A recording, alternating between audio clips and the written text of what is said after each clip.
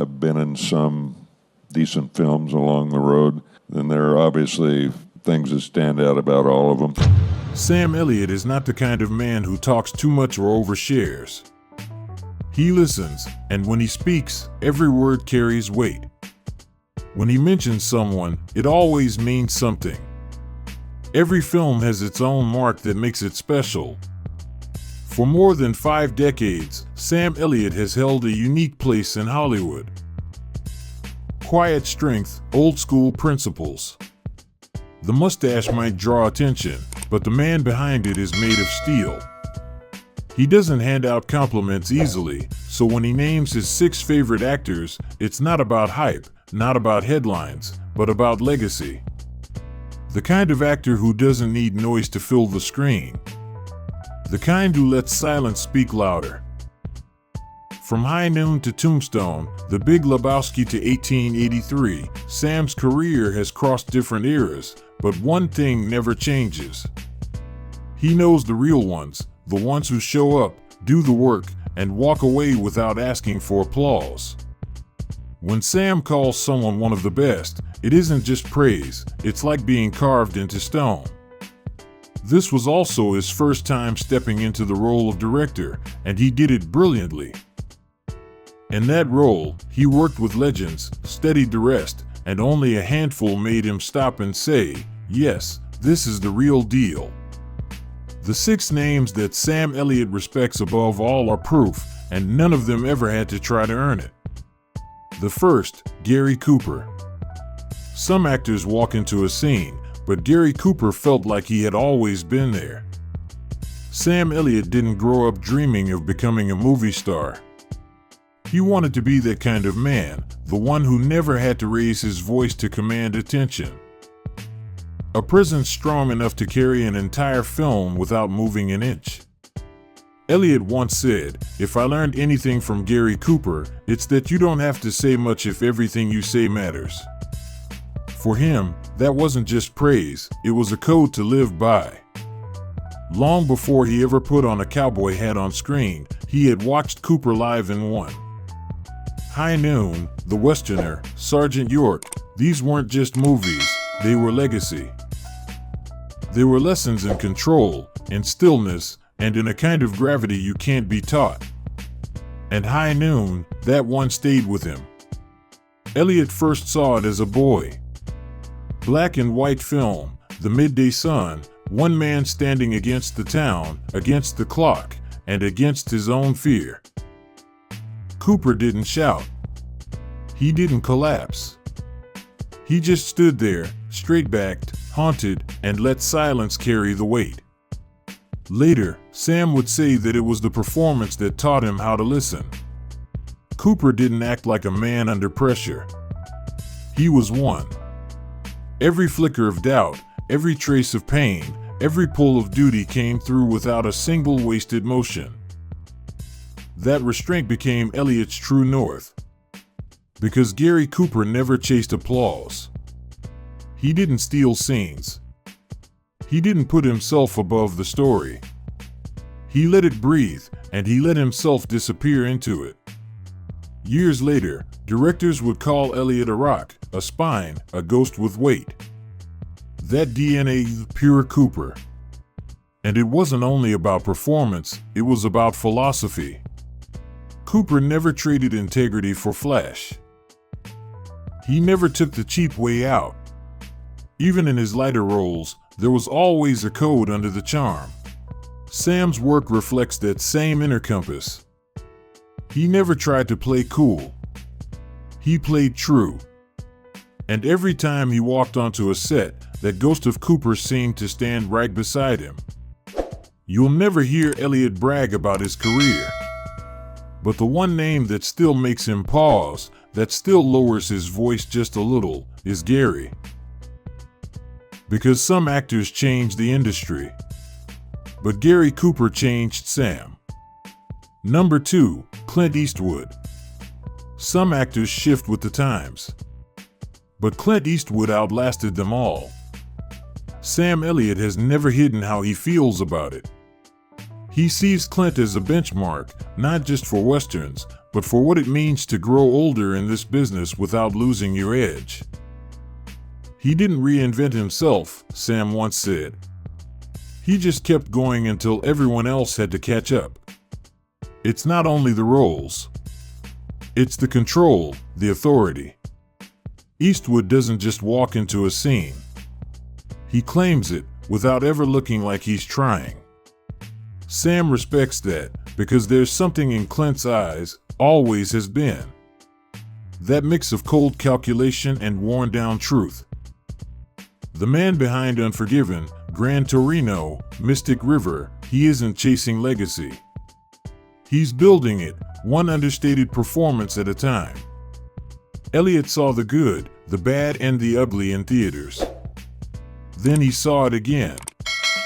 And again. But it wasn't until Pale Rider that something truly clicked. It was the stillness, he said.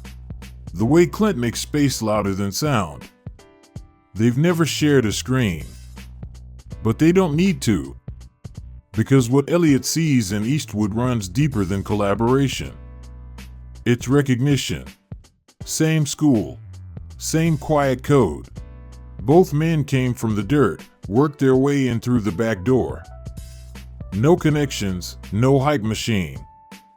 Just time, patience, and consistency. Both figured it out early.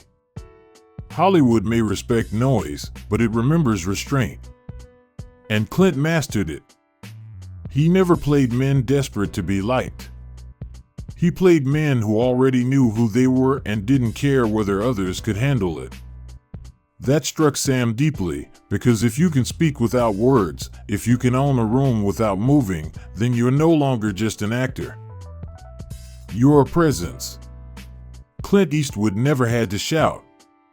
He just stared, and the world listened. Sam took notes, because you can fake charisma, you can fake being cool, but you can't fake command. Number 3, Katherine Hepburn. Most people wouldn't expect her name on Sam Elliott's list, and that's exactly why it belongs there. Hepburn never asked for respect. She took it. And Sam Elliott, who built a career on quiet strength, saw something rare in her, a woman who never bent, never flattered, never softened to fit anyone else's frame. She was sharper than any man in the room. Sam once said, Hepburn didn't just hold her own. She led. Whether it was Cary Grant, Spencer Tracy, or Jimmy Stewart, she never played second fiddle. She stood on equal ground. And that kind of force, Sam never forgot. He's always said, the best actors are the ones who leave no wasted movement, no wasted word. Hepburn never wasted a breath. Every beat deliberate, every silence strategic. From the Philadelphia Story to On Golden Pond, she wielded dialogue like a weapon but never needed to shout. Sam's admiration wasn't only professional. It was personal. He once called her the toughest presence in soft packaging. Hepburn showed Hollywood that strength doesn't need a revolver or a showdown. It can walk in wearing slacks, chin lifted high, and take over a room without a single apology. That's what stayed with Sam. Because if you look past the mustache, the gravel voice, the boots, Sam Elliott's entire career is built on the same code: show up. Speak when it matters. Let the work talk. And Hepburn lived that code before anyone had words for it. And guess who's coming to dinner? There's a moment where she just looks. No line. No movement. But the judgment in her eyes could have cracked granite. That's the power Sam studied. That's the kind of presence he still chases. Katherine Hepburn didn't just blaze trails. She burned them and dared anyone to follow. And Sam, he never tried to follow her. He just made sure to walk in the same direction. Number 4, Daniel Day-Lewis.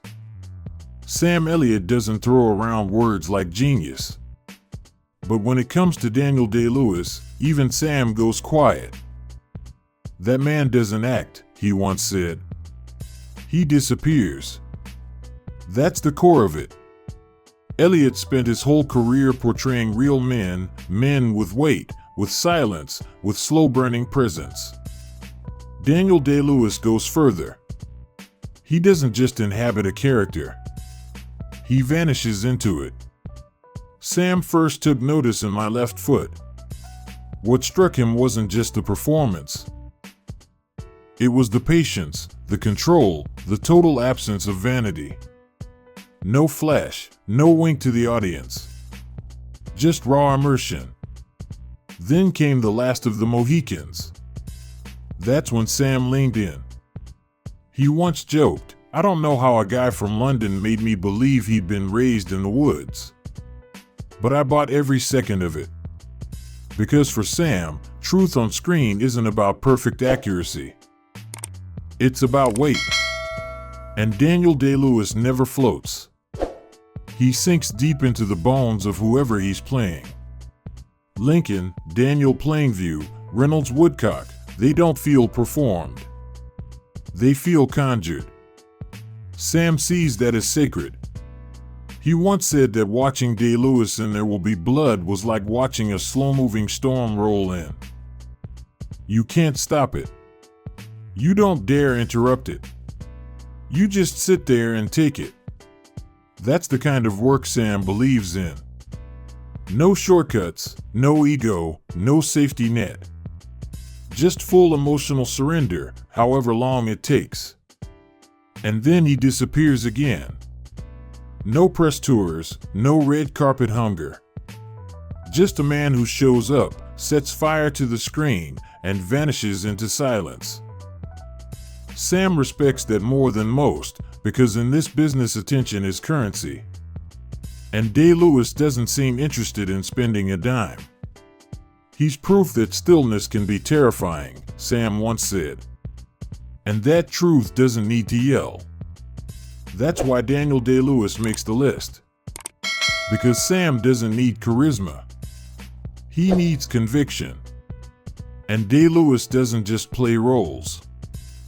He leaves behind ghosts. Number 5, Sam Shepard. This one wasn't admiration from afar. This was personal. Sam Elliott didn't just respect Sam Shepard. He felt him in the words, the silences, the spaces between lines that most actors rush to fill. Shepard didn't fill them. He let them breathe. "You don't act next to Sam," Elliott once said. "You sit in his weather." They worked together on the High-Low Country. One of those films the world forgets, but the people in it never do. Elliott said the first day on set with Shepard felt like stepping into a room that already knew the story it was telling. Shepard wasn't just an actor.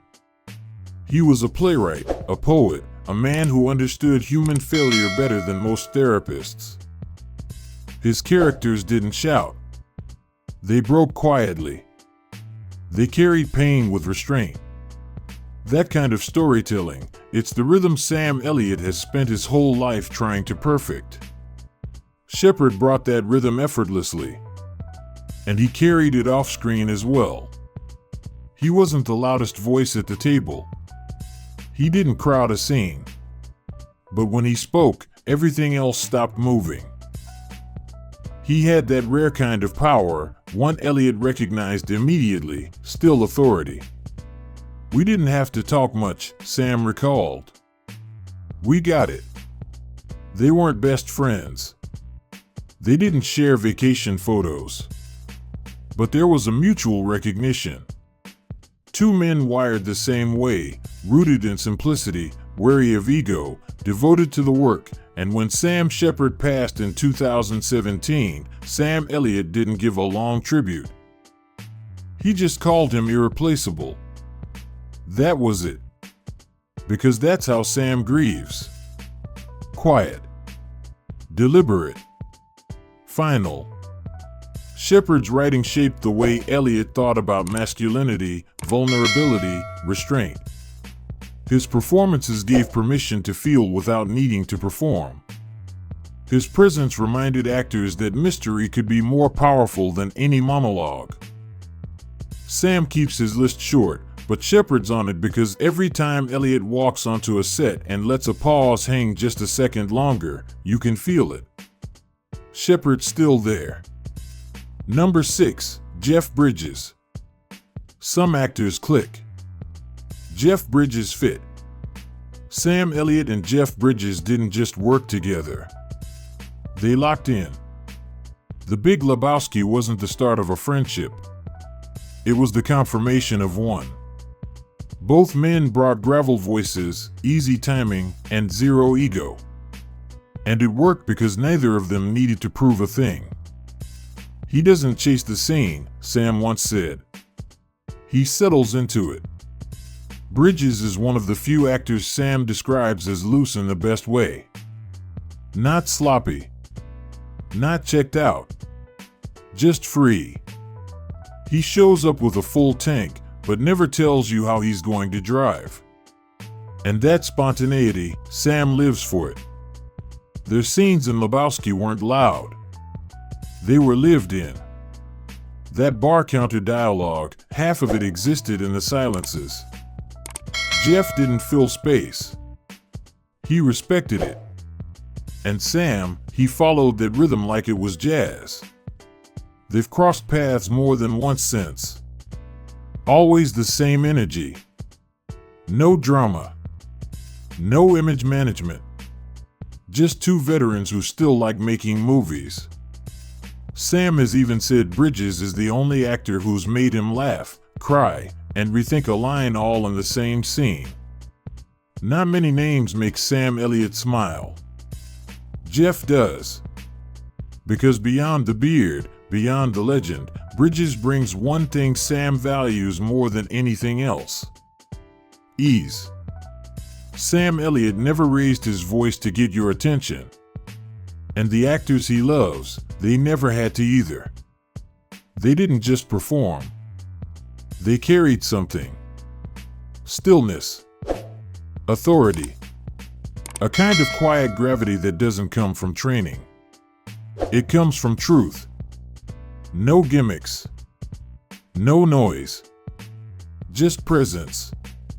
Whether it was Gary Cooper holding a town's fate in silence, Katherine Hepburn slicing through a room with nothing but posture, or Jeff Bridges turning a bar stool into a masterclass in rhythm.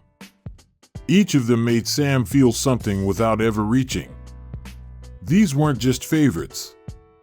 They were proof. Proof that you don't need to be loud to leave a mark. You just need to mean it. And if you want early access to future deep dives like this one, hit like, subscribe, and consider joining the channel because the next list, that one's even quieter, but heavier.